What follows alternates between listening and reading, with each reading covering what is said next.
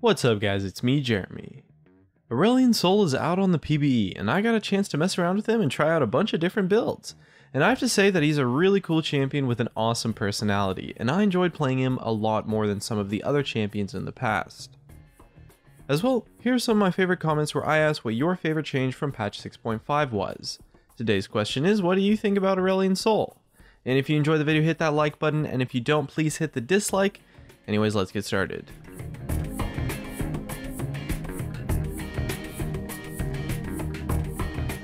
Now, one thing I do want to note is that during the few games that I played, the PBE was lagging a lot.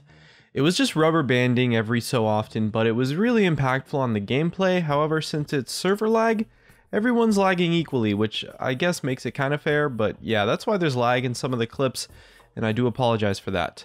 Anyway, Riot is marketing Aurelion Sol as a mid laner. He's definitely got a lot of potential in the top lane too though, and maybe even on support, and especially in the jungle actually. People will probably play him mostly in the mid lane and the jungle for sure.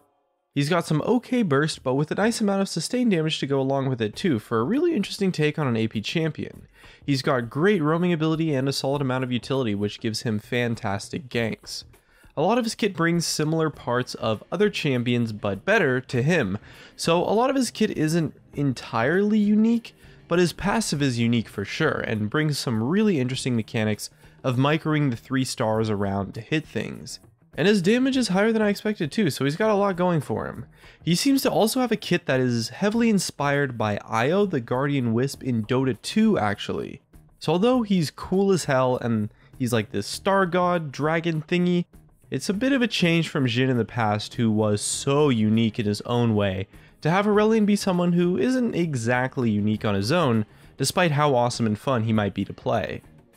Getting into his kit, his passive is 3 stars that rotate around him constantly, and deal damage to anything they hit, and they honestly do a lot more damage than I was expecting.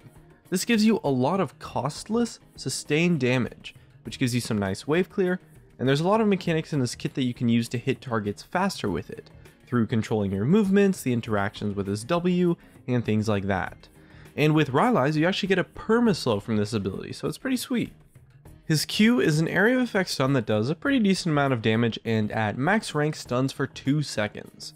I found maxing Q to definitely be the most powerful option for sure. The ability kind of seems a lot like Anivia's Q maybe, but it's honestly just so much more. The range is technically infinite if you get enough movement speed, since the ability won't pop until it reaches past the range of his W, and as it travels along, it grows in size too. So if you run by it, it grows super big, almost to like a crazy size. It's also great for wave clear, costs a pretty low amount of mana, and is his main tool for harass, and I personally felt like it was pretty easy to hit in lane overall. And being an area of effect stun on a fairly short cooldown, it gives Aurelion a lot of utility, especially in teamfights, and makes him even useful when you're behind a bit. It makes boots of swiftness or mobility a great pickup on him too for long-ranged Qs, and honestly gives him potential to initiate fights maybe, by running at your opponents with a charged up Q. His W is interesting in the sense that it gives him a lot of options with his passive, since the stars will deal damage when moving outwards as well as when moving inwards, so you can use it for ranged poke, or with Rylai's it also gives you a perma-slow too. I tried maxing W once or twice, but it's a really weird ability, and since his Q stun duration scales with rank 2, I found that maxing Q is definitely going to be the way to go, at least on lane Aurelion. And his E is actually a really amazing tool. You can use it for his Q with a high radius stun to get back into lane faster maybe, or just to gank other lanes. The indicator on the ability that shows that you are coming is actually really small, and the range is so ridiculous, and since it goes over walls and such, it gives Aurelion insane ganking potential, and is a big part of what makes him a great option in the mid lane. It's kind of like a bard portal maybe, but that only you can take, and that has free movement speed that doesn't rely on walls. And the tiny indicator makes this ability a surprise for people most of the time, even though it's not really supposed to be. And as for his ultimate, it's an area of effect slow that knocks back anyone that is within the range of his W. It's another area of effect crowd control tool, and it has a lot of damage, which gives him some really nice burst in combo with his Q, and the range on his ultimate is actually kind of ridiculous, so it gives him the opportunity for some amazing plays. But it does have a wind up time, so it's possible to see it coming and not too difficult to dodge if you have flash up. Now, judging by the way that I talked about his abilities, I'm sure you're starting to get an idea for what my exact thoughts on Aurelion are. And I'm not gonna lie, I think he's pretty strong, at least in the state that I played him in. He feels a little bit weird to play because you're constantly managing his passive and trying to position yourself to hit things with it. But the utility that he has to kill people and especially to control the map are really what I think sets him over the top. Now, I can't say that he's overpowered for sure, because on the PBE you play against a lot of opponents that really cover a variety of skill levels, and I think the opponents that I played against, which I'm sure you've probably noticed by the footage, honestly just weren't that good. But I do think he does have a decent chance of being overpowered, and if he's not, he's definitely trudging the borderline. I thought his landing wasn't that bad, since his Q is actually reasonably easy to land, and since it stuns, when you do land it, it just gives you so much free harass. And as long as you're not overusing his W, you pretty much never run out of mana too. And his roams are honestly just insane. Probably the biggest thing that I think would make him overpowered if he is. It's like Quinn's roaming power, but just so much better. Since he can go over walls, it's really easy to flank, and since he has hard crowd control and burst damage, his ganks are amazing once you actually get there. And with his ultimate and ignite, he can honestly start to one-shot people if they're squishy.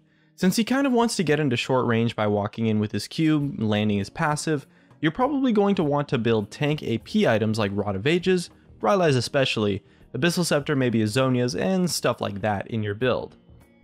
I can say though that his passive has a lot of ability to be outplayed, since it actually has a range that extends past his melee distance. If a bruiser champion like Aurelia, Jax maybe, jumps into melee range and just sticks on him, they're never going to get hit by his passive or by his W, and so it makes it very easy to punish you if you ever miss your Q, and it does leave you vulnerable to getting initiated on, which is why I don't think he's the best fit for top lane, and since everything he has is a skill shot, he's also a little bit vulnerable to super mobile champions like assassins in the mid lane, although you do still have a lot of options versus them, since a lot of assassins might have predictable movements with their abilities, and since Aurelion has a super tanky build, he's got a decent shot versus assassins who won't be able to one-shot them like they would other champions. And although you do build tank AP items, he's far from a tanky champion, so if you mess up your positioning you can pay for it pretty hard, and he's still vulnerable to burst damage if it's coming from someone fed, or if it's coming from more than one person. But with all that said, he was really fun to play, and with decent burst and roaming, he's honestly really my kind of champion. And I wouldn't be surprised if I add him to my champion pool once he launches, and I definitely recommend trying him out yourself. Since his kit has a lot of utility, he's got lots of versatility in where he can go. And at the moment, I wouldn't be surprised to see him being played anywhere other than ADC, since his tools bring some good strengths to a lot of roles, and he's really just a lot of fun. And that's just about it. If you enjoyed the video, subscribe if you want. Thanks for watching, and I'll see you guys next time.